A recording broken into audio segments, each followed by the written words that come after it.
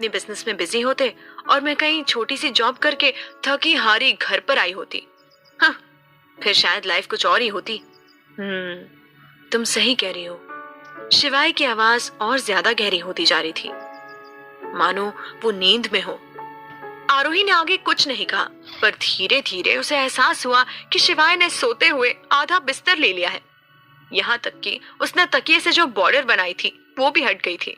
वो अपने मन में बोली, मुझे नहीं पता था कि ये ऐसे सोता है। पता नहीं इनके साथ मुझे रात भर नींद कैसे आएगी। थोड़ी देर में शिवाय ने उसे पीछे से हक कर लिया। आरोही की बॉडी एकदम सख्त हो चुकी थी। वो ना यहाँ मुड़ सकती थी और ना ही कहीं और जा सकती थी। वो कुछ भी करती तो शिवाय की नींद डिस्टर्ब हो जाती। पता नहीं क्यों, पर उसे ये सब कुछ अच्छा लग रहा था। उसे अच्छा लग रहा था कि शिवाय उसके साथ सो रहा है। वो मुस्कुराते हुए सो गई। उसे बहुत अच्छी नींद आई। पर अगली सुबह जब उसकी आंख खुली तो शिवाय वहां नहीं था। उसे लगा शायद शिवाय ऑफिस चले गए होंगे। उसने उसकी साइड हाथ फेरते हुए कहा, पता नहीं क्यों, पर आई मिस यू। काश इस वक्त आप मेरे साथ होते। क्यों, ऐसा क्यों हो रहा है शिवाय? मैं आपको आजकल इतना याद क्यों करने लगी हूँ? क्या हो रहा है मेरे दिल को? क्यों मैं खुद को आपके करीब आने से नहीं रोक पा रही?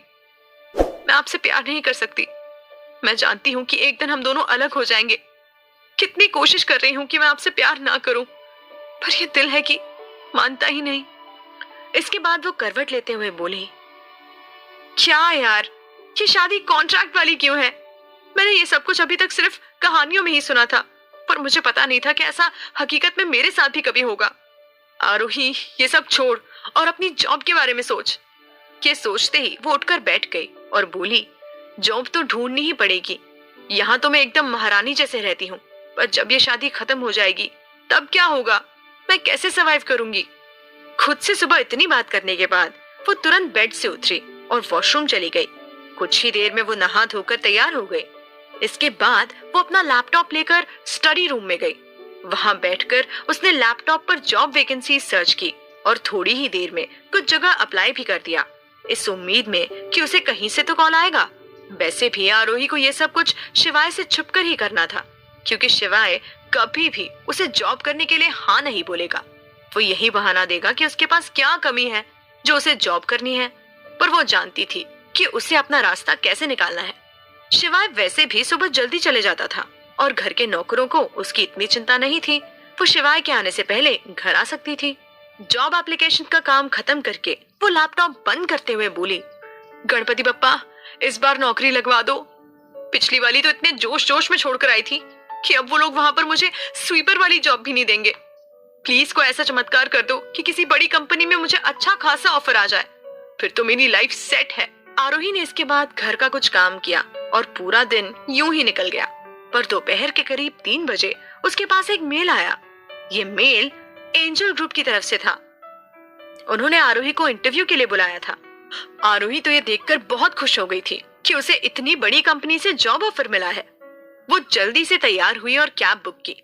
कुछ ही देर बाद वो एंजल ग्रुप पहुंच चुकी थी। ये काफी फेमस और बड़ी कंपनी थी। यहाँ के गार्ड की सैलरी भी इतनी होती थी कि एक आदमी का 2 महीने का खर्चा आराम से निकल जाए। उसने एंजल ग्रुप में एडमिन और मार्केटिंग टीम में पोजीशन के लिए अप्लाई किया था। फिलहाल यही 2 पोजीशन थी जिस पर उसे जॉब मिल सकती थी। वो इंटरव्यू हॉल में बैठी थी। वहां पर 10 से 12 कैंडिडेट्स इंटरव्यू देने आए हुए थे। ऐसा लग रहा था कि वहां कोई सिविल सर्विसेज का इंटरव्यू चल रहा है। आरोही घबराते हुए अपने मन में बोली, यहाँ पर तो सब लोग इतना बन ठन कर आए हैं, सब काफी एजुकेटेड लग रहे हैं। पता नहीं मेरा नंबर आएगा भी या नहीं। मुझे नहीं लगता कि ये लोग मुझे सिलेक्ट भी करेंगे। वो काफी ज्यादा नर्वस थी और जब भी वो नर्वस होती थी अपने पैरों को जोर जोर से हिलाने लगती थी। इस वजह से आसपास के लोग उसे ही देख रहे थे। करीब 15 मिनट के इंतजार के बाद रिसेप्शनिस्ट की आवाज आई, मिस आरोही अग्रवाल। उसके हाथ उठाते ही उस रिसेप्शनिस्ट ने कहा, प्लीज गो इनसाइड। आरोही ने अपने कपड़े ठीक किए और जल्दी से इंटरव्यू रूम में गई। वहां जाकर उसने अपने डॉक्यूमेंट्स दिखाए और कुछ सवालों के जवाब दिए। वैसे तो उसका इंटरव्यू अच्छा गया था, पर सामने जो लोग बैठे थे उनकी शक्ल देखकर लग नहीं रहा था कि वो उसे सिलेक्ट करेंगे। आरोही थोड़ी डिसअपॉइंटेड थी। उसे भेजने से पहले इंटरव्यूअर ने कहा, ठीक है, अगर आपका सिलेक्शन हो जाएगा तो हम आपको मेल कर देंगे, नहीं तो कॉल कर देंगे। तब तक आप इंतजार करिए। आरोही को पता था कि उन लोगों ने उसे सिलेक्ट नहीं किया है, तो ना ही उसके पास कोई कॉल आएगा और ना ही मेल। वो मुंह लटकाकर वहां से जाने लगी। वो रूम से बाहर गई थी कि तभी एक आदमी भागता हुआ अंदर आया। उसने उन इंटरव्यूअर्स से धीमी आवाज में कुछ कहा और फिर भागता हुआ आरोही के पास आया और हांफते हुए बोला, मैडम आप प्लीज अंदर जाइए। आरोही थोड़ा कंफ्यूज होते हुए बोली, अंदर? नहीं, मेरा इंटरव्यू हो गया है। उस आदमी ने वापस कहा, हाँ हाँ, इसलिए आपको अंदर बुला रहे हैं, प्लीज आइए। आरोही को समझ नहीं आ रहा था कि उसके साथ ये क्या हो रहा है। वो चुपचाप अंदर चली गई। वो वापस से अपनी सीट पर जाकर बैठ गई। उस इंटरव्यूअर ने कहा, देखिए मिस आरोही, वैसे तो आप इस पोजीशन के लिए क्वालिफाइड नहीं हैं एंड शायद हम आपको सिलेक्ट भी नहीं करते, पर हमारी कंपनी में आपके लिए एक पोजीशन खाली है जिसमें हमें लगता है कि आप एकदम फिट बैठेंगी। आरोही ने जब ये सुना तो उसे लगा कहीं वो लोग उसे इस कंपनी में कोई लो प्रोफाइल जॉब तो नहीं देने वाले। वो बहुत ज्यादा नर्वस थी। वो बस अब जॉब पोजीशन जानना चाहती थी। वो थोड़ा घबराते हुए बोली, क्या मैं जान सकती हूँ कि मुझे किस पोजीशन के लिए जॉब दी जा रही है? सामने बैठी लेडी ने मुस्कुराते हुए कहा, असिस्टेंट ऑफ द सीईओ। आरोही थोड़ी धीमी आवाज में बोली, अच्छा, सीईओ की असिस्टेंट? ओह, अभी तक उसे एहसास नहीं था कि वो कितनी बड़ी पोजीशन की बात कर रहे हैं। उसने जब वापस से वो लाइन्स अपने मन में रिपीट की तो वो थोड़े होश में आई और खुशी के मारे चिल्लाते हुए बोली, एक मिनट, क्या कहा आपने?